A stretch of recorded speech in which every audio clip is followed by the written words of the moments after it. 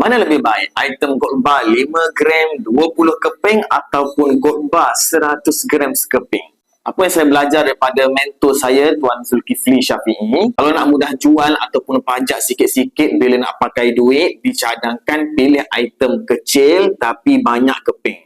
Sebagai contoh, gold bar 5 gram ini 20 keping ataupun gold bar 10 gram ini 10 keping. Dua-dua pun total 100 gram. Ia juga mudah untuk dibahagi-bahagikan bila nak diwariskan nanti. Tapi kalau plan nak jual sekaligus pada masa depan, beli item besar terus seketul.